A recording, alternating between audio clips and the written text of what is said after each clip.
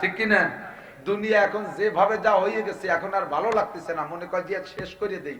আমার হাতে যদি সিঙ্গার থাকতো, ইসরাফিলের সিঙ্গার যদি আমার মহি থাকতো, কবে ভুদি উড়ে ফেলাই দিতাম। বিশেষ করে আদা আদি ভাগ করে ভু দিতাম, ইন্ডিয়ায় এক ফু দিয়ে ফিরে ইসরায়েল নিয়ে যেতাম, আমেরিকা হুই টুয়ে শেষ করে ফেলাই দিতাম।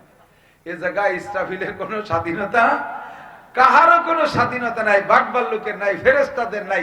আমাদের আছে না নাই? কথা কর না, আছে না আমাদের স্বাধীনতা?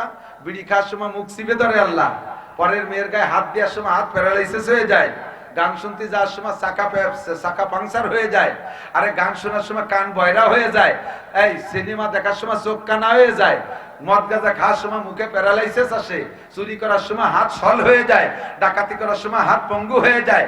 এগুলো কোনো কিছু হয় না। আল্লাহ তাআলা স্বাধীনতা দিয়েছে, করতে থাকো। আমাকে যে স্বাধীনতা দিয়েছে আর আমাকে যে জ্ঞান দিয়েছে, এই পরিপূর্ণ স্বাধীনতার জ্ঞানকে ব্যবহার কইরা আমি দুনিয়া ভালো হওয়ারও অধিকার আছে, মন্দ হওয়ারও সুযোগ আল্লাহ তাআলা করে দিয়েছে। এই ভালো মন্দ হওয়ার স্বাধীনতা আল্লাহ আমাকে দিয়েছে। এবার আমি 60-70 বছর জিন্দেগি, দুনিয়ার জিন্দেগি কাটাইয়া আমার স্বাধীনতার বিবেককে ব্যবহার করে আমি কি করব? ধনী হব না গরিব হব? তুমি বলে দাও, লাউ কুনতু আলামুল গায়ব লাস্তাকসারতু মিনাল খায়র। আমি যদি গায়েব জানতাম ভবিষ্যতে কি হবে আর কার অন্তরে কি আছে, এইটা যদি আমি জানতাম তাহলে অন্তরের কুচক্র দিয়ে আমাকে ক্ষতি করতে পারতো না, ভবিষ্যতে কোনো ক্ষতির মধ্যে আমি যাইতাম না। যত প্রকার কল্যাণ আর কামিয়াবি আর সফলতা আছে এগুলি আমি অর্জন করতাম। উহুদের মাঠে যে আমার দাঁত ভাঙ্গা খাওয়া লাগতো না। আমি যদি জানতাম যে এদিক থেকে পাথর আসবে সেদিকে আমি ঢাল ধরতাম। আমার মাথার মধ্যে হেলমেট ভাঙ্গে ঢুকে যাইতো না। আমি যদি গায়েব জানতাম সেদিকে আমি ঢাল ধরতাম। তাইফে গেলে ওই পরিমাণ মার খেতে হবে এ জানলে আমি মাত্র 2 জন যাইতাম না, আমি আরো লোকজন নিয়ে যাইতাম। আমি যদি গায়েব জানতাম লবিদ ইবনে আসাম আমারে 1 মাস পর্যন্ত জাদু কইরা এভাবে পাগল করে রাখতে পারতো না। আমি গায়েব জানি না, নবী পাকও গায়েব জানে না। জিবরিল কয়, ও নবী পাক বলেন, জিবরাইল ওই লোকটার আভ্যন্তরীণ সমস্যা আমি জানি না, বলো তো লোকটার সমস্যা কি? জিবরাইল কয়, হুজুর এই মাত্র লোকটার আচরণ দেখা আল্লাহ পাক আমার মাধ্যমে আপনার কাছে নতুন একটা সূরা প্রেরণ করেছে, নতুন একটা সূরা নাজিল করেছে। যেই সূরাটা 30 পারা কোরআন শরীফের মধ্যে 29 নম্বর পারায় দ্বিতীয় সূরার স্থান পেয়েছে। সূরাটার নাম সূরাতুল কলম। এই সূরা কলম আমি নিয়ে আসি। সূরা কলমের ভিতরে শুরু দিয়ে আপনার প্রশংসা, একটু আগায় যাইয়া ওই লোকটার চরিত্র সম্পর্কে আল্লাহ পাক বর্ণনা দিচ্ছেন। লোকটার ভিতরে 9টা দোষ আছে, একে একে 9টা দোষ। এই 9 দোষের অধিকারী বিদায় মজলিসের মধ্যে বেয়াদবি করে। তন্মধ্যে 9টা দোষের ভিতরে 1 নাম্বার দোষ, সর্বশ্রেষ্ঠ যেই দোষটা, সেইটা হলো উতুল্লিম বাদা যালিকা জানিম। ওই লোকটা হলো জারস সন্তান হারামজাদা।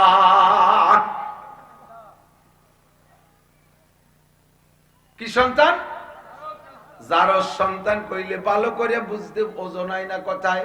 বাংলায় কয়, আমাদের গিরা গোপালগঞ্জে বাংলায় কয় জারিওর বাচ্চা। এদিকে কয় নাকি? এটা হলে ঠিক হয়, ঠিক না? জারস সন্তান হারামজাদা, এই খুব উচ্চ মানের ভাষা, ওতে হিট কম হয়। ওইটা জারিওর বাচ্চা, জারস সন্তান হারামজাদা, ওর জন্মের ঠিক নাই। এর কারণে কোরআনের মজলিসের আদব বোঝে না, নবী পাকের আদব বোঝে না, কোরআনের আদব বোঝে না, উলামায়ে কেরামের সম্মান বোঝে না। কথা বলেন ঠিক কি ঠিক না? ওইটা হলো জারুস সন্তান হারামজাদা।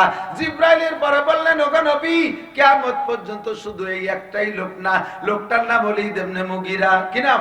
ওলীদ ইবনে মুগীরা। ওই জারুস সন্তান একাই এই জায়গায় বসে এই উদ্ভটপনা করতেছে তা না। আপনাকে জানাই দেয়া হলো কিয়ামত পর্যন্ত আপনি এই জারুস সন্তানের একটা আলামত জেনে রাখেন। আল্লাহর কোরআন, নবীর হাদিস, ইসলামী শরীয়তের বিপক্ষে যারা সোচ্চার হবে, যারা আন্দোলন করবে, ইসলামী শরীয়তের বিপক্ষে যারা কথা বলবে, আল্লাহর কোরআনের মজলিস যারা পছন্দ করবে না, উলামায়ে কেরামকে গালি দেবে, ধর্মীয় প্রতিষ্ঠান পছন্দ করবে না, ওগো নবী মুখ দিয়ে বলতে নাও পারলে আপনার উম্মত যেন চিনে নেয় যে মানুষগুলো এই আচরণ করবে ওদের জন্মের মধ্যে কোনো না কোনো দোষ আছে। জন্মের মধ্যে দোষ না থাকলে আল্লাহর কোরআন, নবীর হাদিস, ইসলামের বিপক্ষে কথা বলতে পারে না। কতক্ষণ? আমরা কোন দলের নাম কই না, কোন ব্যক্তির নাম কই না। আমরা মৌলবীরা সামাজিক ভাবে দুর্বল, আপনাকে বাড়ি ভিক্ষে খয়রাত করতে যা লাগে। মাদ্রাসা মসজিদ করি, কালেকশনে যা লাগে, দোকানে যা লাগে, দান চাইল কালেকশনে যা লাগে। আমরা আপনাদের কাছে সামাজিক ভাবে দুর্বল বিদায় হয়তোবা সামনের বার কইতে পারলাম না, তুই জারির বাচ্চা, তুই আরামজাদা কইতে পারলাম না, তবে তোর আচরণে আমি বুঝে ফেলাইছি তোর জন্মে দোষ আছে। কথা বলেন ঠিক কি ঠিক না? আমার আল্লাহ যদি বলে থাকেন আমার আল্লাহ তোমার সার্টিফিকেট দিয়েছেন, কাজে আমার বুঝতে বাকি নাই। কিয়ামত পর্যন্ত এমন যারো সন্তান আসতেই থাকবে, আর এরা ইসলামের সাথে বেয়াদবি করতেই থাকবে, মজলিসের সাথে বেয়াদবি করতেই থাকবে, কোরআনের মজলিসের আদব তারা বুঝবেই না। কথা কোন ঠিক কি ঠিক না? ইমামে আবু হানিফা রাহমাতুল্লাহ আলাইহি, আমরা তো এলাকার মানুষ হানাফি মাযহাবের বেশি, তাই না? আহলে হাদিস কোচিত আছে, অন্য মাযহাব নাই। শাফি, মালিকি, হাম্বলি মাযহাব বাংলাদেশে খুব একটা নাই, দুই একজন ফাঁকে ফাঁকে থাকলে আছে। বাকি আহলে হাদিসদের আমল মালিকি আর শাফি মাযহাবের সাথে অনেকটা মেলে। বাহরহাল বাংলাদেশে হানাফি মাযহাবের লোক আমরা বেশি। আর ইমামে আবু হানিফা 4 ইমামের ভিতরে সবচেয়ে বড় ইমাম। কথা বলেন, সবচেয়ে বড় ইমাম। বলেন আলহামদুলিল্লাহ। আমাদের ভাগ্য ভালো, আমরা বড় ইমামের অনুসারী। অন্যান্য ইমামরাও ইমামে আবু হানিফা রাহমাতুল্লাহ আলাইহির নাম বলতে যে কি বলেন জানেন? অন্য মাযহাবের উলামায়ে কিরামও বলে ইমামুনাল আযম, ইমামুনাল আযম, আমাদের সবচেয়ে বড় ইমাম। শাফি মাযহাবের আলেমরাও কয় ইমাম, মালিকি মাযহাবের উলামায়ে কিরামরা বলতে গিয়ে বলে ইমামুনাল আযম আবু হানিফা, হাম্বলি মাযহাবের উলামায়ে কিরামও কয় ইমামুনাল আযম আবু হানিফা। শুধুমাত্র আহলে হাদিস আলারা কয় আবু হানিফা কাফের। কিছু বলবেন না আপনারা? আপনারা কি ওদের দলে নাকি? বর্তমানে বাংলাদেশে বা সারা পৃথিবীতে যত আহলে হাদিস আছে, যত আহলে হাদিস আছে, সমস্ত আহলে হাদিস আলারা বর্তমানে ফিলিস্তিন, গাজা, ইসরায়েলের যুদ্ধে নেতানিয়াহু এবং আমেরিকার এই ইহুদিদের দলভুক্ত হয়েছে। এরা ইসরায়েলের সমর্থন করে, এরা নেতানিয়াহুর সমর্থন করে। আমরা এতদিন পর্যন্ত বলে আসছি আহলে হাদিস আলারা ইহুদিদের দালাল। এতদিন আমরা প্রমাণ করতে পারি নাই ক্লিয়ার ভাবে, এবার প্রমাণ হয়ে গেছে তারা ইহুদিদের দালাল। তারা ইসরায়েলের সমর্থন করে, নেতানিয়াহুর সমর্থন করে। তাহলে বুঝতে আর আমাদের বাকি, ওরা শুধু ইমামে আবু হানিফারে গালি দেয়। হজে যারা গেছেন এই বিড়িয়ে দেহে বুঝতেছি নিয়মনে হজ করে আইছে, টায়ার ফেসাইছে যে মাথা, মরার আগে যেন এই টায়ার লাগে আর একবার যার তৌফিক দেয়। কোন আমিন। আমি 5 বার গেছি আলহামদুলিল্লাহ, দাঁড়ে দাঁড়ে হাড়ে নাড়ে ঘুরছি সৌদি আরবের। আল্লাহ উন্ডা বসবে না, হুজুর আলেম হলি বসবে, আমি জানি না কে কোন যোগ্যতা। আলেম যারা তারা খবর রাখে, পাবলিকরা এগুলো বোঝে না। মসজিদে নববীতে দেখবেন বাইরে তো ছাতা আছে, এরকম দেখছেন না ছাতা, ছাতার পিকচার, এগুলো অটো খোলে। মসজিদে নববীর ভিতরেও এক জায়গায় 4টে ছাতা আছে মসজিদে নববীর ভিতরে। এই ছাতাগুলো কেন? বিশাল মসজিদ তো, মাঝখানে অক্সিজেন পায় না। আর বড় গম্বুজ আছে, কাঠের গম্বুজ, খুব নকশা করা। এই গম্বুজ অটো সরিয়ে যায়, অটো সরিয়ে যায়, আকাশ ফাঁকা করে অক্সিজেন কালেকশন করে। এই ছাতা এক জায়গায় 4টে ছাতা আছে। ওই ছাতা যেখানে, ওই জায়গার বডিতে চতুর্পাশ দিয়ে নাম লেখা আছে। আমার বুঝ অনুযায়ী পূর্ব পাশের এই ডান কোণা থেকে দক্ষিণ কোণাতে শুরু, আমার ওই জায়গা যেটা মনে হয়, দিক ভালো বুঝি না ওই জায়গা যাইয়া। তো এখান থেকে লেখা 1 নম্বরে আল্লাহ জাল্লা শানুহু, আল্লাহর নাম, মুহাম্মদ ইবনে আব্দুল্লাহ, আবু বকর ইবনে আবি কুহাফা, উমর ইবনে খাত্তাব, উসমান ইবনে আফফান, আলী ইবনে আবি তালেব। এইভাবে করে আশারায়ে মুবাশশারা 10 জন জান্নাতি সুসংবাদ প্রাপ্ত সাহাবা। এনাদের নামের পরে হাসান হুসাইন এনাদের নাম। এ লিখে এই কোনায় যায়, এখান থেকে শুরু হয়েছে বড়দের নাম, ওই কোনায় যে শুরু হয়েছে সাহাবাদের নামের পরের থেকেই শুরু হয়েছে। 1 নম্বরে নোমান ইবনে সাবিত আবু হানিফা রাহমাতুল্লাহ আলাইহি, 2 নম্বরে শাফি ইবনে ইদ্রিস রাহিমাহুল্লাহ ইমাম শাফি, 3 নম্বরে মালিক ইবনে আনাস রাহমাতুল্লাহ আলাইহি, 4 নম্বরে আহমদ ইবনে হাম্বল রাহমাতুল্লাহ আলাইহি। ও জায়গা সিরিয়ালও আমাদের ইমাম সাহেবের নাম 1 নম্বর। এদেশে যারা আহলে হাদিস করে তারা ইমামে আবু হানিফারে অনেকে কাফের মনে করে। আরে ইমামে আবু হানিফারে কাবের তুমি মনে করো যেই মক্কা মদিনার থেকে এলেম আসছে, সেই মদিনার ইমাম সাহেবরা তার নামটা আজ পর্যন্ত স্বীকারে রেখেছে। যদি সে কাবের হতো মসজিদে নববীতে তার নাম রাখতো না। কথা বলুন ঠিক কি ঠিক না? ওনার ছাত্র ইমামে আবু ইউসুফ, এই ইমামে আবু ইউসুফের ছাত্র ইমাম শাফি, ইমামে মুহাম্মদ রাহমাতুল্লাহ আলাইহি, ইমামে জুফার, এই বড় বড় ইমামদেরকে নিয়ে এরকম একটা বড় মাঠে, ইমামরা তখন ছাত্র, ইমাম আবু হানিফা রাহমাতুল্লাহ। আমি একটা কথা বলার জন্য বলছি, কথা এসে গেলে তার আনুষঙ্গিক যেটুকু থাকে যেটুকু বলা লাগে, কিসসাটা আপনার স্মরণ হয়ে যাবে, ইয়াদ থাকবে ইনশাআল্লাহ। বিকেল বেলা আসরের পরে পাহাড়ের পাদদেশে ছায়া বৈশা ইমামে আবু হানিফা রাহমাতুল্লাহ আলাইহি একটা খোলা মাঠের কিনারায় এই সাহাবা ওনার সাথীদেরকে নিয়ে গোল হয়ে বৈশা মাসলা মাসালার আলোচনা করতেছে।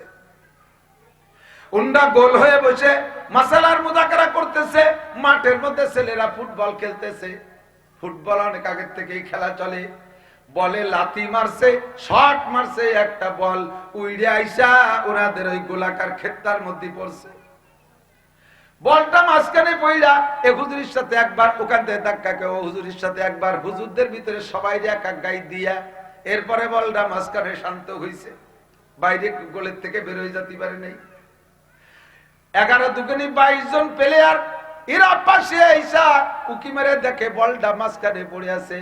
বেলা রয়ে গেছে, আরো তো খেলতে হবে, কিন্তু বল পড়ছে এত বড় বড় হুজুরদের প্যাসের ভিতরে, এই বল আনতে যাবে কে?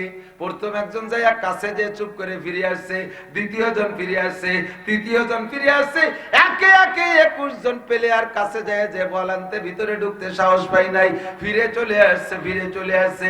22 নম্বর যে রয়েছে ও কয়, এইভাবে তোমরা যদি লজ্জা করো তাহলে বিকেল টাইমটা সম্পূর্ণ শেষ হয়ে যাবে, আর বল খেলা হবে না। হুজুরদের মধ্যে বল পড়ছে, তাতে কি হয়েছে? বল না আনলে পরা খেলবো কিভাবে? ও যাইয়া লাভ দে যে মাঝখান থেকে বলটা দূরে নিয়ে বেরোয় চলে আসছে। আবার খেলা শুরু হয়ে গেছে। ছেলেটা যখন বল নিয়ে বেরোয় যায়, ইমামে আবু হানিফা রাহমাতুল্লাহ আলাইহি বলছেন, তোমরা লক্ষ্য করো, যারা ছাত্ররা আছো খবর নিয়ে দেখো, ভালো করে তল্লাশি লাগায় দেখো, এই লাস্টে যে ছেলেটা বল নিয়ে গেছে, ওই ছেলেটার জন্মের মধ্যে কোনো না কোনো দোষ আছে। জন্মের মধ্যে দোষ আছে। আল্লাহু আকবার। মসজিদ ভেঙে গেছে, চলে গেছে। কিছুদিন পর ওনাদের মধ্য থেকে একজন আইসা, ওই ছাত্র ইমাম যারা ছাত্র পরবর্তীতে তারা বড় বড় ইমাম, ওনাদের মধ্যে একজন আইসা ইমামে আবু হানিফাকে বলতেছে, জি হযরত, ওই ছেলেটার জন্ম বৃত্তান্ত আমি খুঁজে পাইছি। আজ থেকে বেশ কয়েক বছর আগে ছেলেটা দুনিয়ায় আসার আগে, জন্মের আগে, ওই ছেলেটার আব্বা আইসা আমার কাছে একটা মাসালা জিজ্ঞেস করছে। মাসালাটা হলো, হুজুর আল্লাহর কোরআনে বলছেন স্ত্রীকে তার মাসিক অবস্থায় ব্যবহার করা জায়েজ নাই। আমি তো আমার স্ত্রীকে মাসিক অবস্থায় ব্যবহার করে ফেলাইছি, সম্ভবত ওই ব্যবহারে গর্ভধারণ করেছে। হুজুর এই গর্ভের সন্তানটার কি মাসালা? হুজুর বললেন সন্তানটা হালাল, যেহেতু বাপের ঔরজার সন্তান, কিন্তু আল্লাহর নিষেধাজ্ঞার ভিতরে জন্ম দিয়েছো, কাজেই ওর জন্মের মধ্যে ভিতরে আংশিক অপরাধ আছে, আংশিক ত্রুটি আছে। ওই ত্রুটির কারণে সন্তানটা বেয়াদব হতে পারে, উশৃঙ্খল হতে পারে, বিশৃঙ্খলা করতে পারে। এই সন্তানটা খবর নিয়ে পাইলাম হুজুর সেই লোকটারই সন্তান। ডাইরেক্ট হারামজাদা, ডাইরেক্ট নাপাক, ডাইরেক্ট অবৈধ সন্তান, অথবা ইনডাইরেক্ট হারামজাদা, কিছুটা হলেও দোষ থাকতে হবে। আল্লাহু আকবার। উতুল্লিম বাদা যালিকা জানিম। ও যুবকরা, তোমরা অনেক সময় উল্টো পাল্টা করো। আমরা চোখের সামনে কিছু বলি না, আমরা মুখের উপরে কিছু বলি না, তবে কোরআন হাদিস থেকে আমরা বুঝে ফেলাইছি তোমার জন্মের মধ্যে কোনো না কোনো দোষ আছে। নইলে তুমি মুরব্বির সাথে বেয়াদবি করতে পারো না, আলেমের সাথে বেয়াদবি করতে পারো না, মাহফিলের সাথে বেয়াদবি করতে পারো না, কোরআন হাদিসের সাথে বেয়াদবি করতে পারো না, উলামায়ে কেরামের সাথে বেয়াদবি করতে পারো না, যদি তোমার জন্মের মধ্যে দোষ না থাকে। জানতি সত্ত্বে আজকে এই দুইটা ঘটনা থেকে আমরা শিক্ষা নেব, জীবনে আর কোনদিন এই জাতীয় বেয়াদবি আমরা করব। কথা বলেন, করব? 74 মার গেছে না আসি নফসেরা। বর্তমানে তো শীত চলতেছে খুব, সূর্য মনে একটু মুখ খোলা খোলা বাপ। বলেন আলহামদুলিল্লাহ। আল্লাহ দিনই মাহফিল মিলাইছে, কা মিলেবে রাত্রে। আবার রাত্রে যদি মিলে কয় যে এত রাত পর্যন্ত ওয়াজ শোনা যায় নাকি? গরমকালে মাহফিল দিলি কয় গরমের মধ্যে ওয়াজ শোনা যায় নাকি, শীতকালে দিলি কয় এত বড় শীতের মধ্যে দিতে কইছে কিটা। কতক্ষণ জালালউদ্দিন রুমি রহমান শেখ ফরিদউদ্দিন আত্তার রহমাতুল্লাহ আলাইহি বলেন, 74 মার গেছে নাসি নফসেরা নাইকা 7 না পর রাত বর হাওয়া গরবা পর গুয়েত বগুয়া দুস্তরাম আর নাহি বারাস বগুয়াদ তয়রাম। মানুষের স্বভাব আর চরিত্রকে উট পাখির সাথে উদাহরণ দিয়েছে। মানুষের চরিত্র, মানুষের আখলাক উট পাখির মতো। এদিক দেখেন, যারা চিড়িয়াখানায় গেছেন উট পাখি দেখছেন না? উট পাখি, উট পাখি, বড় পাখি, উট পাখি। কয় মানুষের স্বভাব উট পাখির মতো। কেমন? কয় উট পাখিরে যদি বলে যে তুমি তো উট, বলে জিজ্ঞেস করে তুমি কি, তখন প্রাণী জগতের ভিতরে উটটা বড়, উটের দিকে নিজেকে নিয়ে যায়, বলে আমি উট, খুব সম্মানিত প্রাণী। যদি তুমি উট হও তাহলে এই 5 মণ বোঝা বইয়ে নিয়ে যাও। যখন বোঝা বইতে কয় সে সময় কয় না আমি হলো পাখি, পাখিতে কি বোঝা বইতে পারি নাকি? তুমি কে? আমি উট, তাই বুঝাবো। কয় না আমি হলো পাখি, আমি কি বুঝা বইতে পারি? যখন কয় উট তখন কয় পাখি, আর বুঝা বইতে গেলে কয় পাখি। আর এবার কয় যদি তুমি পাখি হয় তাহলে একটু ওড়ো, ও আবার উঠতে পারে না, উট পাখিতে উঠতে পারে না। তুমি যখন পাখিতে একটু ওড়ো, কয় না আমি হলো উট, উঠতে কি উঠি কি ওড়ে নাকি? যখন যে বেকায়দা আসে সে বেকায়দাটা প্লেস করে। আল্লাহ পাক আমাদের ভালোবাসা ডেকে নিয়ে আসছে। দিনের বেলা শীতের সময় একটা মজার পরিবেশ, বলেন না আলহামদুলিল্লাহ। সময় কম কামাই বেশি, অল্প সময়ের ভিতরে ইনকাম করব। এই ওয়াজ নসিহত মাহফিলের মাকসাদ 2টা, জোরে বলেন কয়টা? 2টা মাকসাদে আসছি। আমার ওয়াজের ভিতরে যুক্তি আছে, শুনতে ভালো লাগে তাই শুনতে আসছেন তা না। আর একজনের ওয়াজের মধ্যে কণ্ঠ আছে, গজল গায় তাই শুনতে আসছি তা না। এখানে সময় দিয়েছি 2টা জিনিস শিখবো। একটা হলো ইমান, ইমান শিখবো, আর একটা হলো আমল শিখবো। ইমান আর আমল শেখার জন্য হলো মাহফিল, ইমান আর আমল শেখানোর জন্য ওলামায়ে কেরাম। মাদ্রাসার মধ্যে ইমান আমল শিক্ষা হয়, মসজিদের মধ্যে ইমান আমল শিক্ষা হয়, তাবলীগের মধ্যে ইমান আমল শিক্ষা হয়, পীরের দরবারে ইমান আমল শিক্ষা হয়, বিশ্ব ইজতেমায় ইমান আমল শিক্ষা হয়। কথা বলেন ঠিক কি ঠিক না? ইমান আর আমল শিখবো। এবার 2টা জিনিসের ভিতরে সবচাইতে ইম্পর্টেন্ট, ইমানও শিখবো আমলও শিখবো। ইমান হলো ভেরি ভেরি ইম্পর্টেন্ট। 1 নম্বরে লাগবে ইমান। আপনার হাজারো আমল আছে কিন্তু ইমানের সমস্যা আছে। খেয়াল খেয়াল খেয়াল দিক, আপনার হাজারো আমল আছে, ইমানের সমস্যা আছে। 1000 বছর যদি হায়াত পান আর 1000 বছর আপনি আমল করেন, যত পিওর আমল করেন না কেন, ইমানের মধ্যে সামান্য ত্রুটি থাকলে খোদার কসম আপনি 1 সেকেন্ডও জান্নাতে যাইতে পারবেন না। আর ইমানটা বড় ক্রিটিক্যাল জিনিস। এ মানুষের থেকে বের হয়ে যায়, একেবারে সামান্য ছিদ্র পাইলে ইমান বের হয়ে যায়। আমি মাঝে মাঝে উদাহরণ দিয়ে, ইমান বেরোনোর উদাহরণ দিয়ে বলে থাকি। এই যে মাহফিল হলে পোলা পান্ডা খেলনা মেলনা কেনে না, মাহফিলের একটা মেলা হয়, ওর মধ্যে বেলুন কেনে দেখছেন, বেলুন বেলুন। আর এমনিও তো বেলুন পাওয়া যায়, গোল বেলুন। এই বেলুনটার একটা ধারণ ক্ষমতা আছে, এতটুকু পর্যন্ত হাওয়া সে গ্রহণ করতে পারে। সেই ধারণ ক্ষমতা পরিমাণ হাওয়া দিলে বেলুনটা পুরো ফুলে গোল হয়, ঠিক কিনা? তার চেয়ে বেশি দিলি বাস্ট হয়ে যায়, ফেটে যায়। তার চেয়ে কম থাকলে চুপসা থাকে, মুখের কাছে ছোট থাকে, ঠিক কিনা? পিছনে বুটার কাছে ছোট থেকে যায়। বোঝা যায় যে হাওয়া পরিপূর্ণ ঢোকে। হাওয়ারে পরিপূর্ণ ঢুকাইয়া বেলুনটা সুন্দর করে গোলাইছেন, একের গোল হয়ে গেছে। পূর্ণ হাওয়া ধরে বেলুনের পুরো বডি এই গোল রাখতে হলে বেলুনের সারা গা ভালো থাকতে হবে। বোঝে নাই কথা? এই বেলুনের হাওয়া পুরো ধরে রাখতে হলে বেলুনের সারা গা ভালো থাকতে হবে না? কতক্ষণ সারা গা ভালো আছে, বেলুনও ফুলনো আছে।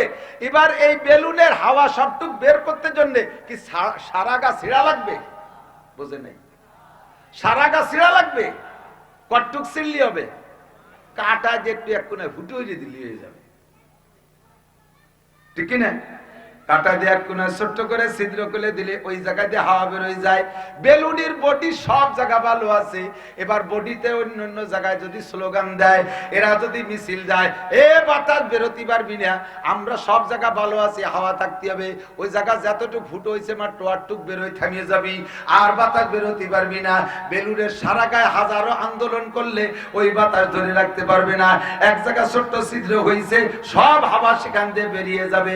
আপনার নামাজ আছে, আমার ঠিক, নামাজ আছে, রোজা আছে, হজ আছে, যাকাত আছে, পাগড়ি আছে, টুপি আছে, দাড়ি আছে, জুব্বা আছে, মসজিদ আছে, মাদ্রাসা আছে, তাবলীগ আছে, সরমুনাই আছে, পীর সাহেব আছে, ইজতেমা আছে, জিকির আছে, ফিকির আছে, অল এভরিথিং সব আছে। আপনার বেলুনটা ফুলানো আছে, এক পাশে ছোট্ট করে একটু কাটা দিয়ে ফুটো করে দিয়েছেন, অল্প একটু কাটা মাইরে দিয়েছেন, ওই জায়গাতে সব হাওয়া বের হয়ে যাবে। যেমন আপনি বলছেন সবকিছুর ভিতর দিয়ে বলছেন, আরে এই জামানায় কি অত পর্দা করা সম্ভব?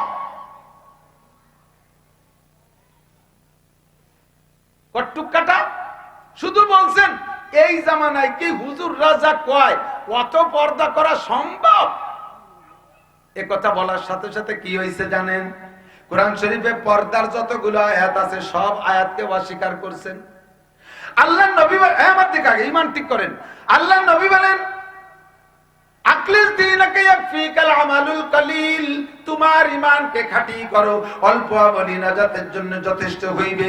ঈমানরে পাহারাদারি করো যেন বেলুন ফুটো না হয়ে যায়। নবী পাক বলেন মা আমানা বিল কুরআনে মান ইস্তাহাল্লা মাহারিমাহু, ওই ব্যক্তি গোটা কোরআনকে অস্বীকার করলো ওই লোকটা পাক্কা কাফের।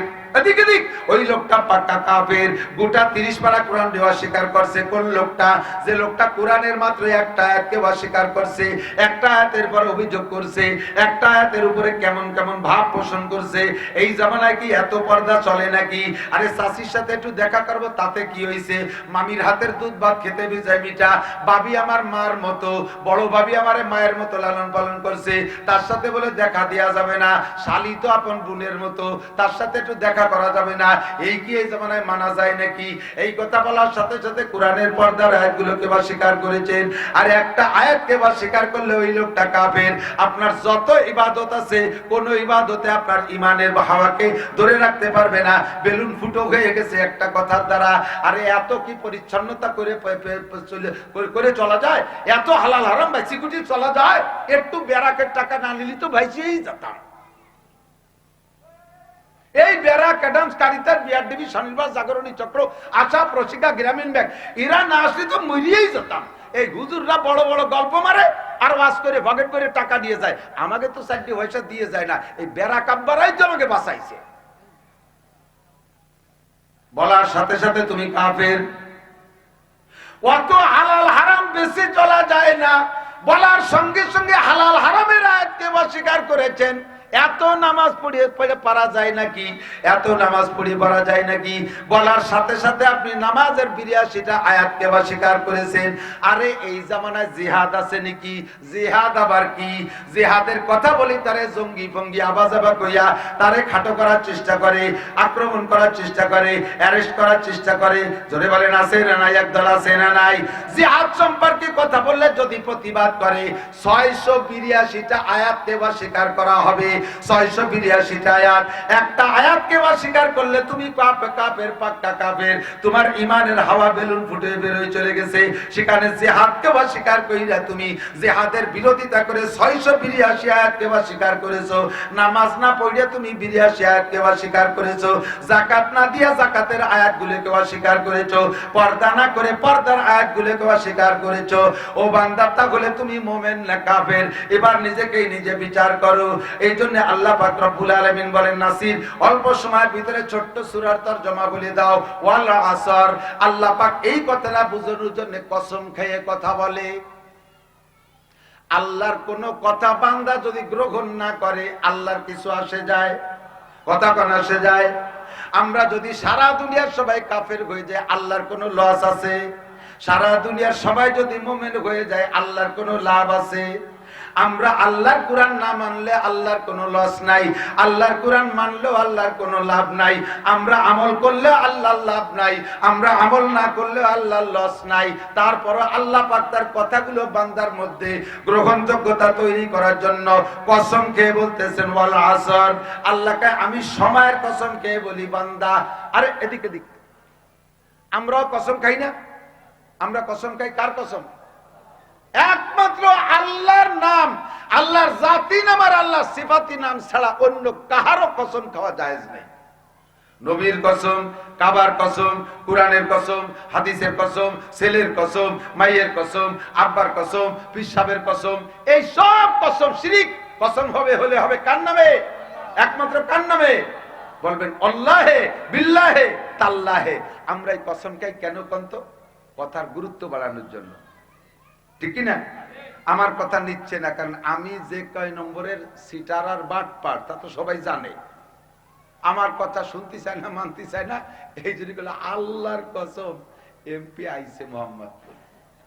কারণ আমি এর আগে যতবার কইছি ততবারই দেখা গেছে মিথ্যে কইছি। এমপি আসিনি, আইছে চেয়ারম্যান, আপনাকে কসম কে পাঠাই দিছি, আপনাকে খবর দিয়ে পাঠাই দিছি। এবার কই কয় ধার বাদ দে, বাটপার সিটার কোনটি কারে দেখিয়েছে তার নাই ঠিক। বললাম যে প্রধানমন্ত্রী আসছে, আরে তুই চিনিস প্রধানমন্ত্রী? মমতাজ দেখে কয় প্রধানমন্ত্রী আছে। এখন এই কথার গ্রহণযোগ্যতা বাড়ানোর জন্য আমার কসম খাওয়া লাগে না।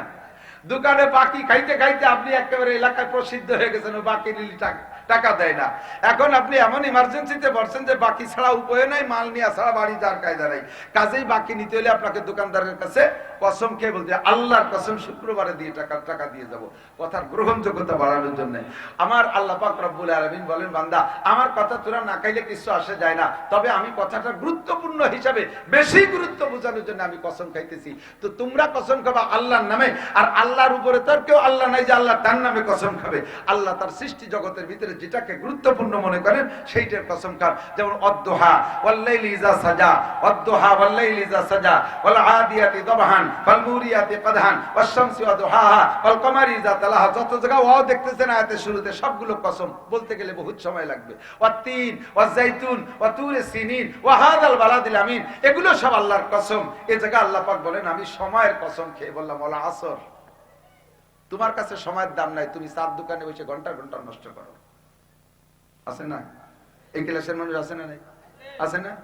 বুড়ো বুড়ো মানুষ চার দোকানে সকালে গেছে আর রাত 11টার পরে টেলিভিশনের আখেরি মুনাজাত না হলে বাড়ি আসে না।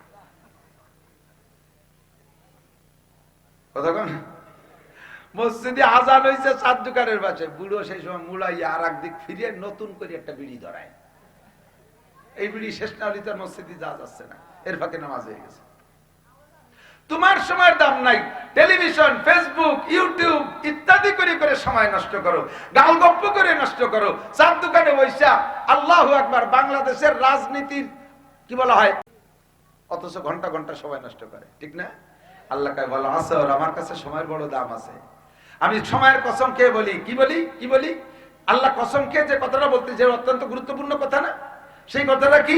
এর কসম তো কসমে গুরুত্ব আনছে, এরপরে আরবিতে ইন্না, আন্না, কান্না, লাইতা, লাকিন্না এই জাতীয় কতগুলো হরফ আছে, লামে তাকিদ আছে। এই হরফ দিয়ে, এই শব্দ দিয়ে কথার গুরুত্ব আরো বাড়ায়। এবার আল্লাহ বলতেছেন ইন্নাল ইনসানা লাফি খুস, একেবারে আমেরিকা থেকে নিয়ে জাপান পর্যন্ত, আদম থেকে নিয়ে কিয়ামত পর্যন্ত সারা দুনিয়ার সমস্ত মানুষ ক্ষতির ভিতরে। লাফিকুস ইন্না কইয়া তাকিদ বাড়াইছে, কসম দিয়ে তাকিদ বাড়াইছে, আবার লাম দিয়ে তাকিদ বাড়াইছে, ফি খুসর মানে ক্ষতিগ্রস্ত। তার শুরুতে লাম লাগাই দিয়ে কয় অবশ্যই সারা দুনিয়ার সমস্ত মানুষ ক্ষতির মধ্যে আছে, সব মানুষ ক্ষতিগ্রস্ত। এবার কি আল্লাহ পাক কোটেশন দিয়া ইস্তেসনা করে ভাগ করে দিচ্ছে, কয় না একেবারে সবাই না, একেবারে সবাই না, দুই শ্রেণী, চার শ্রেণী, চার গুণের মানুষ তারা, চার গুণের মানুষ তারা ক্ষতি থেকে বেরিয়ে আসে। একটা হলো ইল্লাল্লাযীনা আমানু, এক নম্বরে যারা ঈমানদার, জোরে বলেন যারা ঈমানদার, যাদের ঈমানের মধ্যে আছে 7টা শাখা। প্রথম কয়টা শাখা? 7টা শাখা।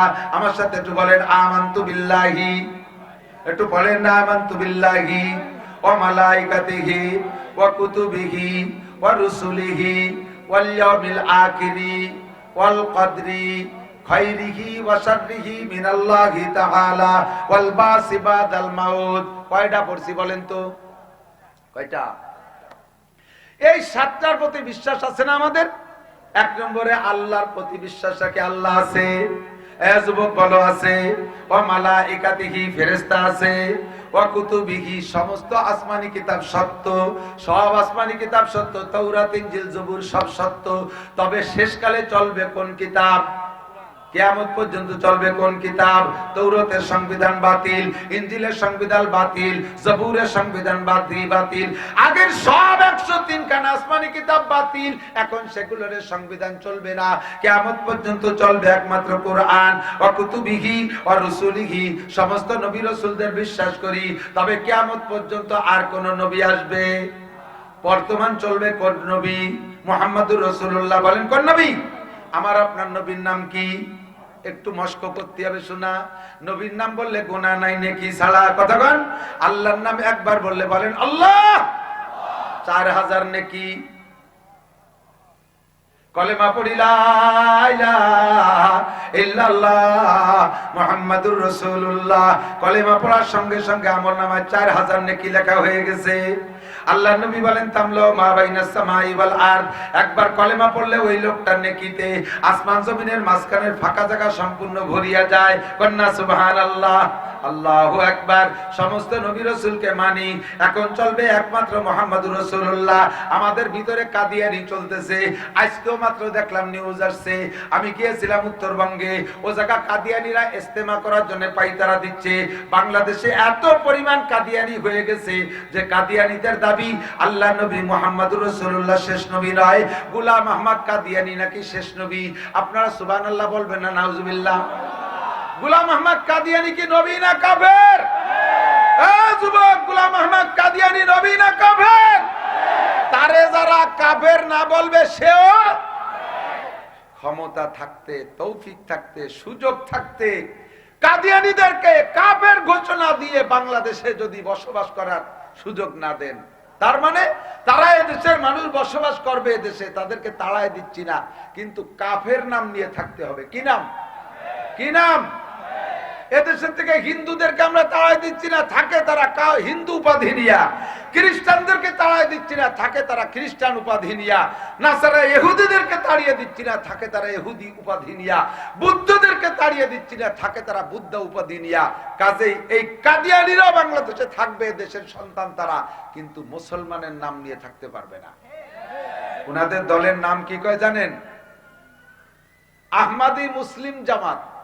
কি কয়? সাধারণ পাবলিক আপনারা জেনে নেন। আপনারা মনে করবেন যে আহমাদি যখন কইছে আরো মুসলিম কইছে, তাহলে এটা তো সঠিক ধর্ম, কাজেই তাদের কথা শুনি আর মানি। এইভাবে সাধারণ পাবলিকের লীলা ভুলা দিয়া আহমাদি মুসলিম জামাতের পরিচয় দিয়া হাজার হাজার মুসলমানদেরকে কাদিয়ানি বানাচ্ছে। খুদার কসম, কাদিয়ানি কাফের, তার অনুসারীরা কাফের। এক সেকেন্ডও ভেস্তে যাবেন না। তাইতে আপনি মুসলমানদের সাথে মসজিদে 5 ওয়াক্ত নামাজ পড়েন, আমাদের সাথে হজে যান, উমরায় যান, আমাদের সাথে রমজানে রোজা রাখেন, আমাদের সাথে ফরজ বিধান পালন করেন, আমাদের সাথে কোরআন পড়েন, তবু আপনি পাক্কা কাফের। এক সেকেন্ডও ভেস্তে যেতে পারবেন না। আখলিস দীনকা, ঈমানকে ফ্রেশ করেন। আল্লাহর সাথে যেমন কেউ শরীক করা যাবে না, নবীর সাথে নবুয়তে কেউ শরীক করা যাবে। ঠিক আছে তো? ঈমান ঠিক করেন। আজকে কি বার? বুধবার। হঠাৎ একদিন শুক্রবার আসবে, মুহররম মাসের 10 তারিখ, দুনিয়ার দিনের শেষ দিন। ওর পরে আর দুনিয়ার দিন আসবে না, আর শনিবার হবে না। এর নাম হলো ইয়মে আখির, দুনিয়ার দিনের শেষ দিন, সর্বশেষ দিন। তার মানে ধ্বংস হবে, কিয়ামত হবে। এই বিশ্বাস আছে? কিয়ামত হবে বিশ্বাস আছে? বাস, মাশাআল্লাহ, আপনারা মুমিন।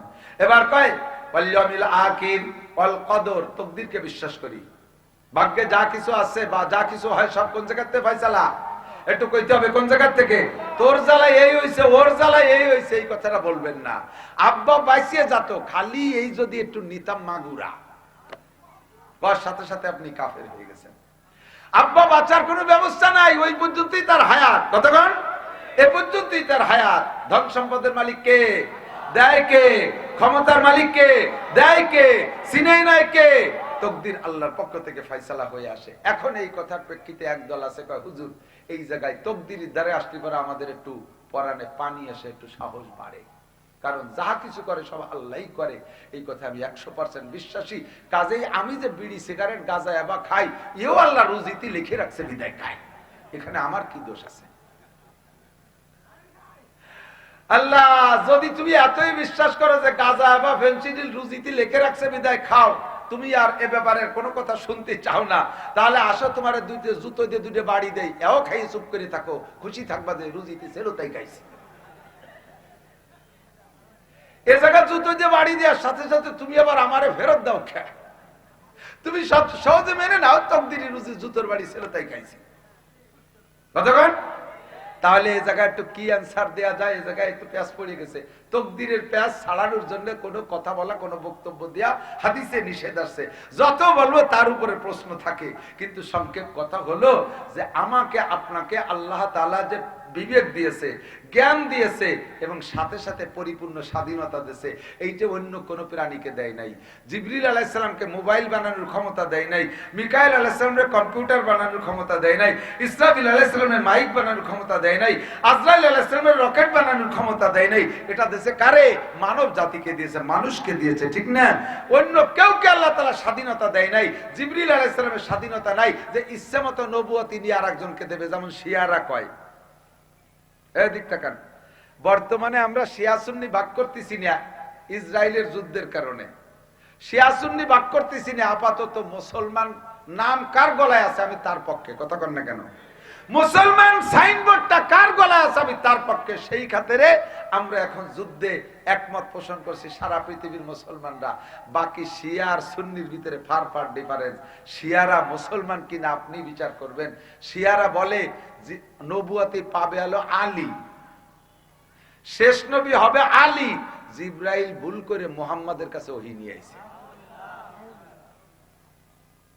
যেই জিবরাইলের সম্পর্কে আল্লাহ কয় রূহুল কুদুস, পবিত্র আত্মা, আল্লাহ আজও জিবরাইলের উপাধি ঠিক রাখছে রূহুল কুদুস।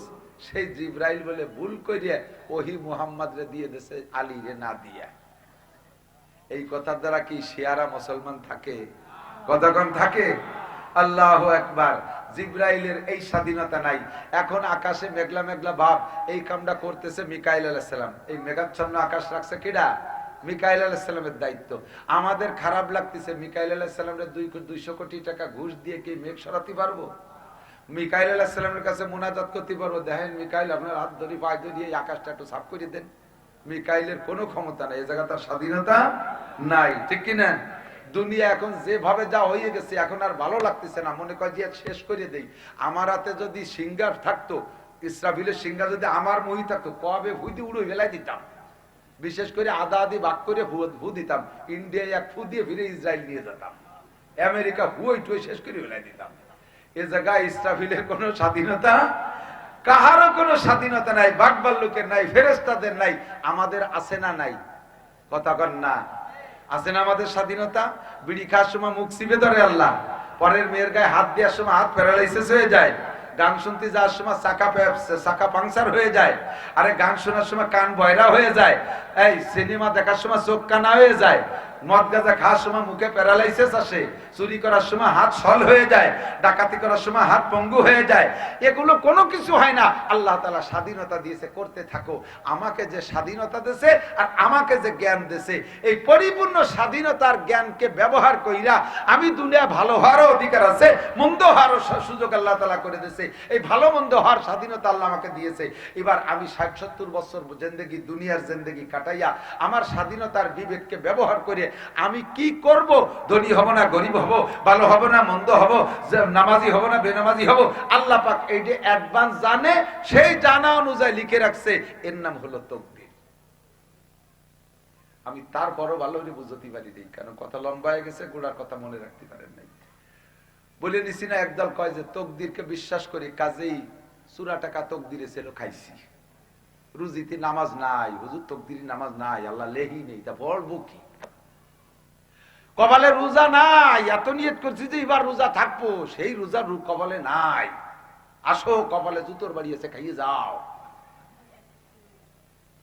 কথা এই জায়গা তকদিরের এই তরজমা যে যা কিছু করে আল্লাহ করে, তবে এই দুনিয়ার ইবাদত বন্দেগী ভালো মন্দ হওয়ার বিবেক বিবেচনা আল্লাহ আমাকে দিয়েছে।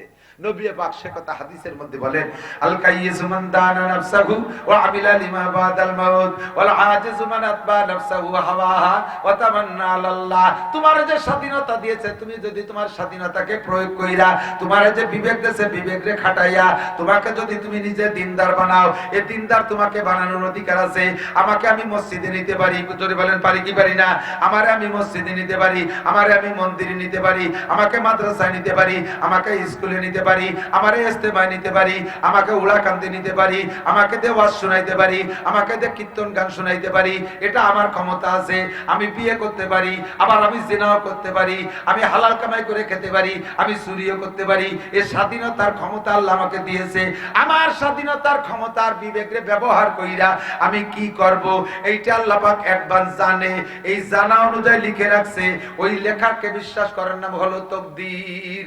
আল কদরি খাইরিহি ওয়া শাররিহি মিনাল্লাহি তাআলা ওয়াল বাসি বাদাল মাউত। এ আমার প্রাণপ্রিয় যুবক, আমার মা ও বোনেরা, পর্দার আড়ালে অন্তর থেকে স্বীকার করেন, বিশ্বাস করেন, আমাদের কি মরা পর্যন্ত শেষ না? আবার উঠতে হবে, হাসরের মাঠে উঠতে হবে, কি হবে না? আমাদেরকে আমাদের নিজেদেরকে উঠার দায়িত্ব দিবেন না আল্লাহ। আল্লাহ বলবেন আমি তোমাকে উঠাইয়া ছাড়বো। মিনহা খলাকনাকুম, বানাইছি তোমারে মাটি দিয়ে আমি, অফিহা নুইদুকুম, মাটির মধ্যে আইনেই ছাড়বো। তুমি কোনো অবস্থায় পালাই সেরে যেতে পারবে না।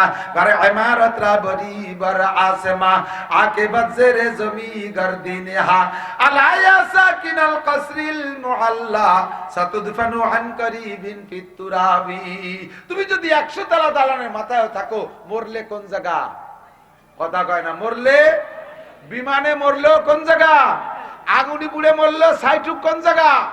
বাঘেও যদি খেয়ে ফেলে, লাস্টে বাঘ মাটির তলে, তো বাঘের পেট সহ আমিও মাটির তলে আসতে হবে, কি হবে না? আমিনহা নুখরিজুকুম তারাতান উখরা, আবারও উঠাবো, আবারও উঠাবো। তালাশ করে বাবা কোন জায়গা? আমাকে মাগুরার বাগান কি তোমার মনে থাকবে নাকি? আল্লাহ কয় সব আমার মনে থাকবে, সবাইরে উঠাই ছাড়বো। ঠিক কি ঠিক না? এ কথাকে বিশ্বাস করি। আপনারা পাক্কা ঈমান বলেন আলহামদুলিল্লাহ। ঈমানদার পাক্কা চায়। ইয়া রাসূলুল্লাহ, হে আল্লাহর নবী, আমারে এই দাও, এই দাও। সৌদি আরবের পুলিশরা বড় বড় অফিসার পুলিশের জায়গা, আরবিতে বড় অফিসার পুলিশকে কয় মুতাওয়া। এই অফিসার পুলিশ, সিপাহি পুলিশ আছে, ওরা সঙ্গে সঙ্গে বাহু ধরে ঘুরাই দেয়, ইস্তাকবিলিল কিবলা। ইয়া হাজ হাজা শিরিক।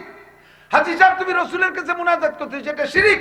ইস্তাকবিলিল কিবলা, কিবলার দিকে ফেরো। ওয়াইজা সালতুম ফাসআলুল্লাহ, চাইতে হলে আল্লাহর কাছে চাও। লিমা তাসালিন্দা মুহাম্মদ, মুহাম্মাদের কাছে চাও কেন? হুয়া ইনসান, সে তো একটা মানুষ। লা শাইফিয়া দিহি, তারাতে কিছু নেই। কুল্লু শাইইন বিয়াদিল্লাহ, সবকিছু আল্লাহর হাতে।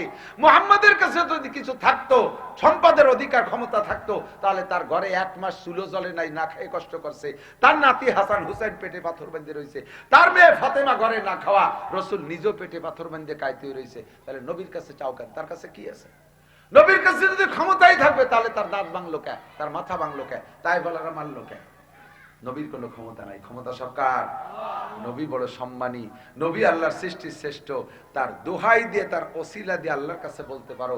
এর জন্য কিবলা মুখিয়ে দোয়া করবা, বলতে পারো আল্লাহ তোমার রসুলের দেশে আসছি, তোমার দেশে আসছি, তোমার রসুলের তুবা এলে আমার দোয়াটা কবুল করো। তুমি এ কথা বলতে পারো, হে নবী আমারে এই দাও, হে নবী আমাকে ওই দাও। এগুলো বললে শিরিক হয়ে যাবে। কোন পীরের কাছে যে চাওয়া যাবে না, পীরের মাজারে সিজদা দেওয়া যাবে না, কোন গাছের গোড়ায় মান্যত করা যাবে না, দুধ পানি দেওয়া যাবে না গাছের গোড়ায়। এটা হিন্দুদের স্বভাব। কার স্বভাব? মুসলমান বড় বড় মান্দার গাছ, বট গাছ, এর গোড়ায় দুধ পানি দেয়। আমি গেছি, সিডার হয়েছিল না একবার আমাকে ওদিকে গোপালগঞ্জ 7 সালে, মনে আছে নাকি? দক্ষিণবঙ্গে সিডার হয়েছিল, আপনাদের এদিকে মানে আজ কিছু আসছিল হালকা। সিডারের আগে গেছি আমি বরিশাল মাহফিলে। যাওয়ার সময় রাস্তার পাশে দেখি বিশাল বিশাল গাছ, বড় বট গাছ, একটা ধুমসা বট গাছ, ওর ভাষা লাল হয়ে গেছে সিন্দুর মাহাতি মাহাতি, আর ফুল তো স্তূপ করা রয়েছে। আল্লাহ, হিন্দুরা ওই জায়গা পূজা পাঠ করতেছে। তা আমি কইলাম এক হিন্দুরে ডেকে যে, দাদা এই বট গাছটাই এত শ্রদ্ধা করতেছ, সেবা দিচ্ছ, এর গায়ে এর গুড়ায় তেল পানি ডালতেছ কে? তা বলতেছে এটা একটা দেবতা, একটা দেবতা, এর যদি পূজা পাঠ করি তাহলে আমাদের আপদ বিপদে এরা রক্ষা করে, এটা বহুত বড় একটা শক্তি। পরের বছর গেছি, যাই দেখি সিডারে সেই বট গাছে উল্টো তার ভাষা উপর দি। আমি কইলাম বুঝা এদিকে ছুটে যা, যে বট গাছ নিজের ভাষা ঠেয়াতে পারে না, সে তোর ভাষা ঠেয়াবে কি? কথা কন না কেন? বট গাছ নিজের ভাষা রক্ষা করতে পারে না, তা তোমার ভাষা রক্ষা করবে কি কইরা? কাজেই এদের গোড়ায় পানি ঢেলে কোনো লাভ, কথা বলেন আছে? কোন পিসাব মারার পরে কিচ্ছু করতে পারে না, বরং সে বড় বড় অসহায় পিসাবের ওখানে ড্যাগারটা পাইতে কালেকশন করে, ও জায়গা গরু দেয়, জায়গা মান্যত করে, 5 পয়সার লাভ নাই, শিরিক। পীরের কোনো ক্ষমতা নাই, সর্বময় ক্ষমতার মালিক কে? সন্তান কে দেবে? একটুকান কে দেবে? ছেলে মেয়ে কে দেবে? যা কিছু দেবে আল্লাহ পাক রব্বুল আলামিন দেবে, ঠিক কিনা? লা তুশরিক বিল্লাহ, শিরিক করবেন না। সর্বাবস্থায় শিরিক থেকে ঈমানকে পরিচ্ছন্ন রাখেন আল্লাহ পাক। এই মাঝে মাঝে একটু টুকিটাকি শিরিক হয়, যেহেতু মোহাম্মদপুর বাজারের কাছে, তো বাজার কাছে না, ব্যবসায়ী বাইরে আছেন, মনে রাখবেন ব্যবসায়ীর একটা শিরিক করে, খুব কঠিন একটা শিরিক করে। সকালবেলা দোকান খুলে কিনা বেচা হওয়ার আগে বাকিও বেচবে না, আর হইরে বিক্কে দেবে না। কেন? সকালে যদি টাকা হাতে আসার আগে যদি দোকান থেকে টাকা দেয়া শুরু হয়, দিন যায়, দিতে দিতে আসে না। এই জন্য ভিক্ষা চাইলে কয় বাবা মাফ চাই, বোনই করি নাই। কি কয়? বাবা মাফ চাই, বোনই করি নাই। কয় কি কয় না? এর ভিতরে ভিতরে শিরিক রয়েছে। নামাজ পড়িয়েছেন মসজিদ থেকে, দোকান খুলছেন, ক্যাশ বাক্স ভরা টাকা, ঘর ভরা মাল, ফকিরে 5 টাকা দিলে খুশি হয়ে দোয়া করতে করতে চলে যাবে, 3 বড়ি বেশি বাহার দেবেন। সে জায়গা কয় বাবা মাফ চাই, বোনই করি নাই। ফকিরও দোয়া, সেরো আল ভাঙ্গা দোয়া একটা দিয়ে দেয়, দিছি তোরে মাফ করে, তুই যেন দিনের মধ্যে বোনই করতে না পারিস। তোর তো মাফ চাইছি, দিলাম, মাফ করে যা, তুই যেন দিনের মধ্যে বোনই করতে না পারিস। দোকান ভরা মাল, অত্যাধুনিক মাল, এই দোকানেতে দেখে দেখে দামদার ঠিক করে পাশের দোকানেতে কিনে নিয়ে যায়। কিনা বেচা সারা দিন নাই, আজও নাই, কাইলও নাই, সপ্তাহ ভরি নাই, মাস ভরি নাই। হুজুরির কাছে চলে গেছে, খাজা বাবা এখন পরোয়ানা লিখে দেন, দোকানে কিনা বেচা নেই। আল্লাহ কায় খাজা বাবার পরোয়ানা নয়, বাবারে গলায় দড়িতে ঝুলোই তুমিও কামাবে না দোকানে নিয়ে। কারণ ও জায়গা ফকিরির দোয়া কবুল হয়ে গেছে। কার দোয়া কবুল হয়েছে? ফকিরির দোয়া কবুল হয়েছে। রাতের বেলা ঘর থেকে টাকা দেয়া যায় না কেউ রে মিয়া, যদি ডাক্তারে দেয়া লাগে, যদি রোগে আটকা, রোগের কাছে ধরা পড়ো, ডাক্তার বিনি পয়সায় ঔষধ দেবে না, সে সময় দাও কিভাবে টাকা? ডাক্তারের রাত নাই দিন নাই, সবসময় দিতে পারো। অন্য মানুষের কর্জ দেওয়ার সময় বা লেনদেন করার সময় সে না, রাত্রে দেওয়া যাবে না, ঘরেতে লক্ষ্মী বেজার হয়। তাও কিটা বেজার হয়? লক্ষ্মী বেজার হয়। মুসলমান আজ লক্ষ্মী পূজা করে। এই রাতের বেলা ঘর ঝাড়ু দিয়ে বাইরে ময়লা ফেলাইস না, লক্ষ্মী বেজার হয়। জুতো বইরে মাথায় উঠিস না, লক্ষ্মী বেজার হয়। বিলিও জুতি চাউলির কলসে হাত দিস না, লক্ষ্মী বেজার হয়। সব জায়গায় লক্ষ্মী বেজার হয়। এ লক্ষ্মী কি মুসলমান গে না হিন্দু গে? লক্ষ্মী পূজা কারা করে? মুসলমান আজও লক্ষ্মী পূজা করতেছে। শিরিক, শিরিক 1 নম্বর শিরিক। লা তুশরিক বিল্লাহ, আল্লাহর সাথে শিরিক করবে না, ঠিক আছে না? ওয়া আমিলুস সালিহাত, ক্ষতির হাত থেকে বাঁচবে 2 নম্বর কারা? ওয়া আমিলুস সালিহাত, যারা নেক আমল করে, যারা নেক আমল করে। এবার নেক আমলের ক্লাসিফিকেশন কইতে গেলে 30 পারা কোরআন শরীফ কোয়া লাগবে, 30 পারা কোরআন শরীফ, নবীর সব হাদিস বলা লাগবে। ওয়া আমিলুস সালিহাত, এদিক তাকান, দুইটা কথা কইছে, ছোট্ট দুইটা, শিক্ষিত জনতা আমার দিক তাকান, দুইটা কথা কইছে মোটে, একটা হলো ঈমান আর একটা হলো নেক আমল। কথা দুইটা, কিন্তু এর ভিতরে যে এত প্রশস্ততা তা জানি না। যারা লেখাপড়া জানেন তারা সাক্ষী দেন। প্রশ্ন পরীক্ষা দিয়েছেন না আপনারা? মনে আছে নাকি? এখনো নেন বা দেন, মাস্টারও থাকতে পারেন। পরীক্ষার প্রশ্নপত্রে প্রশ্নের বডি যদি, প্রশ্নের সাইজ যদি ছোট হয়, দেখবেন উত্তর অ্যান্সার বড় হয়ে গেছে। প্রশ্ন যদি ছোট হয় অ্যান্সার বড় হয়, আর প্রশ্ন যদি বড় হয় অ্যান্সার ছোট হয়। খেয়াল করছেন নাকি? যেমন আমি বলি, প্রশ্নটা, এই যে প্রশ্নপত্র, ছোট্ট একটা প্রশ্ন, ছোট্ট একটা প্রশ্ন, এই ছোট্ট 1 লাইনের মধ্যে একটা প্রশ্ন করছে। কি লেখছে জানেন? এদিক দেখেন, ছোট্ট প্রশ্ন, কয় পুরো বইতে যাহা কিছু আছে সব লিখিয়া দাও। পুরো বইতে যা আছে সব লিখে দাও। প্রশ্ন ছোট, লিখতে 6 মাস লেগে যাবে না? প্রশ্ন ছোট, আনসার পুরো বই। আর প্রশ্ন বড়, বইটা পুরো উঠাই দিয়ে নিচে লিখেছে এই বই সত্য না মিথ্যা। সত্য হলে সত্য এক কথায়, মিথ্যা হলে মিথ্যা এক কথায়, উত্তর শেষ। প্রশ্ন যদি বড় হয় উত্তর ছোট হয়, প্রশ্ন যদি ছোট হয় উত্তর বড় হয়। আল্লাহ ছোট্ট দিনে প্রশ্ন করছে, ইল্লাল্লাযিনা আমানু। ঈমানকে বলতে গেলে আমি মাসের পর মাস বলতে পারবো, ঈমান এত ব্যাপক। আর আমলে সালেহ বলতে কি? ব্যক্তি জীবন, পারিবারিক জীবন, সামাজিক জীবন, অর্থনৈতিক জীবন, রাজনৈতিক জীবন, আন্তর্জাতিক জীবন, সারা জগৎ জুড়ে সব জায়গায় মুসলমানের আমল। হিন্দু ভাইরা আমল করে, অন্যান্য ধর্ম যারা পালন করে, দেখবেন তাদের ধর্মীয় আমল হাতে গোনা কয়েকটা। এই হিন্দু ভাইরা আমল করে, আমি দেখি আমাদের বাড়ির কাছে হিন্দু আছে, সকালবেলা ঘুমেতে উঠে গরু সনা নিয়ে ওর মধ্যে গোবর চটকাইয়া সব বাড়ি ভরে ছিটাই দেয়, জায়গাটা পবিত্র হয়ে গেল। গরুর গোবর আর সেনা এ বলে পবিত্রতা ব্যবস্থা। এরপরে তুলসী গাছের গুড়ায় উপরে খানিক চড়াই দিল, তার উপরে খানিক পানি মেরে দিল, হয়ে গেল এলাকায় সকালে ইবাদত শেষ।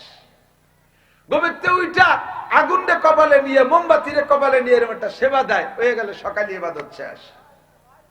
সন্ধ্যার সময় যাইয়া একটু উলুধ্বনি দেবে মহিলারা, আর সম্ভ্রান্ত হিন্দুরা কিয়ামতের সিগন্যাল দেয়, সিংহে নিয়ে ফু দেয়। এই কথাক্ষণ আর 12 মাসে 13 পূজা হয়ে গেল না ইবাদত। আমাদের ইবাদত কি এতটুকুর মধ্যে সীমাবদ্ধ? 5 ওয়াক্ত নামাজের শেষ, রোজায় শেষ, হজের শেষ, যাকাতে শেষ, কুরবানিতে শেষ, এই পর্যন্ত আমাদের ইবাদত শেষ না। আমাদের জন্ম থেকে মরণ পর্যন্ত ইবাদত, সব জায়গায় ইবাদত। আমি এক হিন্দুরে কইলাম, এই হিন্দু এদিক তাকা, আমরা তো ভাত খাওয়ার সময় কই বিসমিল্লাহি ওয়া বারাকাতিল্লাহ, মাঝে মাঝে পানি খাই, তা পানি পান করার সময় কই সাকাহুম রাব্বুহুম শারাবান তাহুরা, লবণটা জিহ্বায় দেওয়ার সময় কই হানি আম্মারি আ, মাঝে মাঝে খানার মধ্যে কই লাকাল হামদু ওয়া লাকাশ শুকর, খানা শেষ হয়ে গেলে কই আলহামদুলিল্লাহিল্লাযী আতামানা ওয়া সাকানা ওয়া জাআলানা মিনাল মুসলিমিন। আমরা যখন বাথরুমে ঢুকি বাইরে থেকে পড়ি বিসমিল্লাহ আল্লাহুম্মা ইন্নী আউযু বিকা মিনাল খুবুসি ওয়াল খাবায়েস, বাথরুমেতে বের হয়ে এসে পড়ি গুফরানাকা আলহামদুলিল্লাহিল্লাযী আযহাবা আন্নিল আযাব ওয়া আফানি। আমরা মসজিদে ঢুকবো সে সময় কই আল্লাহুম্মা তালিয়া বা রাহমাতিক, মসজিদ থেকে বের হই কই আল্লাহ কি কই আল্লাহুম্মা ইন্নী আসআলুকা মিন ফাদলিক, নাকি আমরা এই দোয়া পড়ি ঘুমের সময় আল্লাহুম্মা বিসমিকা আমুতু ওয়া আহইয়া, ঘুমেতে উঠে কই আলহামদুলিল্লাহিল্লাযী আহইয়ানা বাদা মা আমাতানা ওয়া ইলাইহিন নুশুর। একটা নতুন জামা গায়ে দেই তাও আমরা পড়ি আলহামদুলিল্লাহিল্লাযী কাসানি মা ওয়ারিয়া বিহি সাওয়াতি ওয়া তাজাম্মালু ফি হায়াতি। এমন কি স্ত্রী ব্যবহার করতে যাব, স্বামী স্ত্রী মিলন, সে জায়গায় আমাদের একটা দোয়া আছে, আছে না নাই কথা বলেন? আরে আমাদের তো ঘাটে ঘাটে রাস্তায় রাস্তায় পথে পথে দোয়া, সব জায়গা আমাদের ইসলাম, সব জায়গা আমাদের আমল। তোদের এই সব জায়গা কি কি দোয়া আছে কদি? এই সব জায়গা তোরা কি কি দোয়া পড়িস? কয় আমাকে কোনো দোয়া নাই। এক হিন্দু যুবক কয় হুজুর আমরা এক মেজে 10 জন খাই, আমরা 8 জন হিন্দু আর 2 জন মুসলমান। তো যেহেতু 2 জন মুসলমান, এই জন্য আমাদের সব খানা দানা ওই মুসলমান 2 জনের জিম্মায় দেয়, কারণ আমরা হিন্দুদের পাকনা পাকির ব্যাপারে ওদের সন্দেহ থাকতে পারে, এই জন্য আমাদের রান্না ওরা না খাইতে পারে, তাই ওদের মাধ্যমে সবকিছু করি।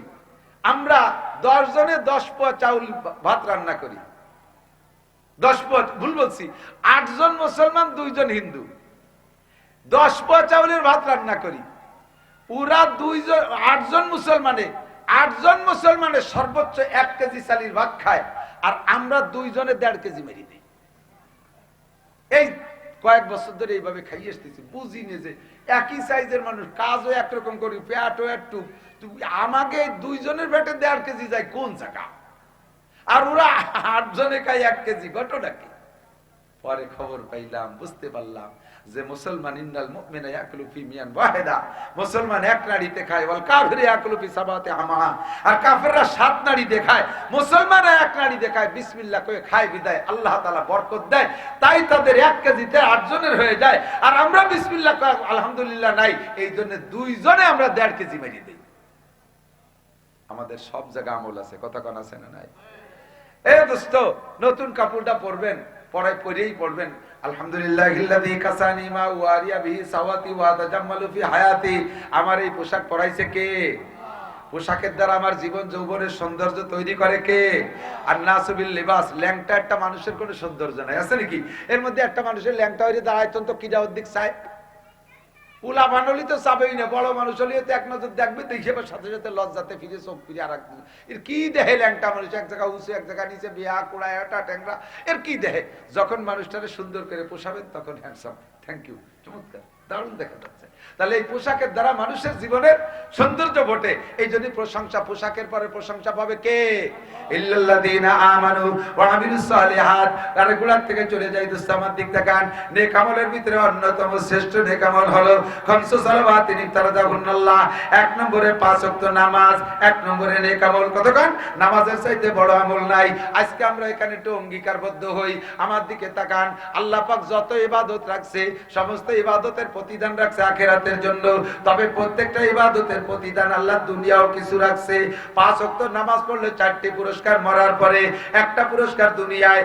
সমস্ত নামাজি ব্যক্তিকে আল্লাহ রুজির অভাব দূর করে দেয়। আমরা 1 নম্বর নেক আমলের একটু প্রতিজ্ঞা করি, নামাজ পড়বই, একটু কোন না ইনশাআল্লাহ বলে কইেন, ইনশাআল্লাহর ভক্ত ভারী ভক্ত। ইনশাআল্লাহ যে কয়জন কয় সেই কয়জন ইনশাআল্লাহ পড়িবে না। ইনশাআল্লাহ টাইম আছে, পরে বলবো ইনশাআল্লাহ, নামাজের সাথে ইনশাআল্লাহ নাই। বলে নামাজ ফরজ, নামাজ পড়বই, পড়বে না বিদায় কইয়ে লাভ কি? খালি খালি চুপ করে রয়েছে। ক্ষতির হাত থেকে যদি বাঁচতে চান তাহলে নামাজের বিকল্প নাই। মান হাফাজা আলাস সালাওয়াত, যে ব্যক্তি 5 ওয়াক্ত নামাজ পড়ে, আকরামাহুল্লাহ বিখামসিকে সাল, নবী কয় 5টা পুরস্কার। 1 নম্বর ইরফা নুজিকুল আইশ, নামাজের রুজির অভাব থাকে না। 2 নম্বরে আযাবুল কবর থাকে না। 3 নম্বরে ইউতিহিল্লাহু কিতাবাহু বিয়ামিনিহি, হাসরের মাঠে ডান হাতে আমলনামা পেয়ে যাবে। 4 নম্বরে আমরু আলাস সিরাত কালবার, বিদ্যুৎ গতিতে চোখ বন্ধ করে একে দৌড়ে পুল সিরাত পার হয়ে চলে যাবেন। 5 নম্বরে ইয়াদখুলুল জান্নাতা বিগাইরি হিসাব, বিনা হিসাবে জান্নাতে চলে যাবেন। এত বড় পুরস্কার নামাজের বিনিময়ে। কিসের? পড়বো, বলেন নামাজ পড়বই। এ যুবক, খেলাধুলা করবা, বিকেলে এই মাঠে খেলবা, আজান হওয়ার সাথে সাথে আসরে আজান, এই ব্যাট থাকলো, কুটো থাকলো, বটি থাকলো, থাক, আগে নামাজ পড়েছি, যাও নামাজটা পড়িস, আবার খেলো। মাগরিবের 20 মিনিট আগে ছেড়ে দাও খেলা, ঘড়ি দেখা ওযু বানায় মসজিদে যাও, নামাজটা পড়ে নাও। মাগরিবের পরে আবার ইংরেজি বাংলা অঙ্ক পড়ো। পড়ার ভিতরে নিয়ত রাখো, আমি যদি অফিসার হইতে পারি তাহলে ঘুষ মুক্ত পরিবেশ গড়বো। আমি যদি প্রশাসনিক দায়িত্ব পাই তাহলে আমার প্রশাসনে আমার অধীনে যা আছে সেটাকে ইসলামী আদর্শ ইনশাআল্লাহ বাস্তবায়ন করার চেষ্টা করব। আমি যদি ডাক্তার হই তাহলে জাতিকে সঠিক সেবা দেব। আমি এভাবে দুর্নীতি করে পয়সা খাবো না। আমি যদি কন্ট্রাক্টর হয়ে এই রাস্তাগুলোকে সুন্দর করে করব, আমি রাস্তার ভিতরে দুর্নীতি করব না। আমি যদি মেম্বার হই জাতির ওয়ার্ডের মালগুলো যথাযথ পৌঁছে দেব। চেয়ারম্যান হইলে সঠিক চেয়ারম্যানই করব। এমপি হলে সঠিক এমপিগিরি করব। আমি এসপি হলে সঠিক এসপি হব। আমি বিচারপতি হইলে, জজ হইলে সঠিক বিচার করব। এরকম পাক্কা প্রতিজ্ঞা করে তুমি জেনারেল পড়াশোনা করবা, তোমার সম্পূর্ণ লেখাপড়ার নেকিতে পরিণত হয়ে যাবে। ইল্লাল্লাযীনা আমানু ওয়া আমিলুস সালিহাত, আমলে সলে, প্রত্যেকটা জায়গায় আমলে সলে আছে। যে কাজটা করব ওই কাজটা হতে হবে আল্লাহর হুকুম আর নবীর তরিকায়। কথা বলেন ঠিক না? এই দিক তাকান, পায়জামার ভিতরে ডান পাটা আগে ঢুকাইছেন, বাম পা পরে ঢুকাই পড়ছেন, পড়াও হবে, ইবাদতও হবে। বাম পা আগে ঢুকাইয়া প্যান্টের ভিতরে, পরে ডান পা ঢুকাইয়া বেল্ট লাগাইছেন, পড়া হবে, ইবাদত হবে না। আমল হবে, পড়া হয়ে যাবে কিন্তু ইবাদত হবে না। দাড়ি রাখছেন, দাড়ি দাড়ি দাড়ি, এদিক তাকান, দাড়ি রাখছেন এটুক মেসি সাইজ। ওই যে ফুটবলার মেসি আছে না, মেসির কিন্তু দাড়ি আছে। দাড়ি রাখা হয়েছে কিন্তু ইবাদত হই নেই, আমলে চলে হই নেই। দাড়ি রাখছেন এক মুঠ, তাহলে দাড়িও হলো, ইবাদত হলো। চুল কাটাইছেন, কার কাটিং? কিং জং উম, চেনেন নাকি আপনারা? চেনেন না? উত্তর কোরিয়ার প্রেসিডেন্টের কাটিং হলো কিং জং উনের নাম। সেই রকম কুত্তো সুলা দিয়ে উপরে জুটি ধরে রেখে দিয়েছে, কারণ বোঝা বিড়িয়ে বলা লাগতে পারে, গামছা নাই।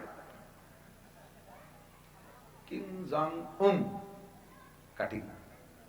চুল কাটা হবে, ইবাদত হবে না। সাহাবীওয়ালা তরিকায় চুল কাটো, নবীওয়ালা তরিকায় চুল কাটাও, চুলও কাটা হবে, ইবাদত হবে। আরে জুতো পরো তুমি সুন্নতি তরিকায়, ডান পাটা আগে দিয়ে বাম পা পরে ঢুকাও, পরাও হবে, ইবাদত হবে। বাম পা আগে ঢুকায় ডান পা পরে ঢুকাও, পরা হবে, ইবাদত হবে না। মুজার মধ্যে ডান পা আগে ঢুকাও, বাম পা পরে ঢুকাও, পরাও হবে, ইবাদত হবে, নেক আমল হবে। বাম পা আগে ঢুকায় ডান পা পরে ঢুকাও মুজার মধ্যে, পরা হবে, নেক আমল হবে না। ডান হাত দিয়ে খানা খাও বিসমিল্লাহ সহকারে, খাওয়াও হবে, ইবাদত হবে। বিসমিল্লাহ ছাড়া খাও অথবা বাম হাত দিয়ে খাও, খাওয়া হবে, ইবাদত হবে না। দস্তারখান বিছে খানা খাও, খাওয়া হবে, ইবাদত হবে। চেয়ার টেবিলে বসে খানা খাও, খাওয়া হবে, ইবাদত হবে না। আল্লাহু আকবার। এমন করে যে কাজটা করব ওই কাজটা আমার ইবাদত বানাইতে হবে। ইল্লাল্লাযীনা আমানু ওয়া আমিলুস সালিহাত, ক্ষতির হাত থেকে বাঁচতে হলে ঈমান লাগবে আর নেক আমল লাগবে।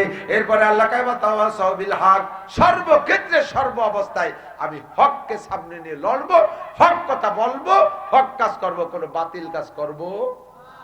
সমাজনীতি বলেন, রাজনীতি বলেন, অর্থনীতি বলেন, ব্যক্তিগত জীবন বলেন, যেখানে যাবেন হক নিয়ে লড়বো। আল্লাহ পাক বলেন তবে হক নিয়ে চললে সর্বকালে হকের শত্রু বেশি। কথা কয় না? হকের কি বেশি? আল হক্কু মুররুন, হক একটু তিতি হয়, একটু কড়ুয়া হয়, ভালো লাগে কম। হক কথা বললে এখনই আমাদের মাহফিল বন্ধ। হক কথা বললে বিশ্ব থেকে আমাকে সন্ত্রাস বলে অ্যারেস্ট করে নিয়ে যায়। হক কথা বললে সমাজে টিকা যায় না। হক কথা বললে চাকরি হয় না। আমার জানা আছে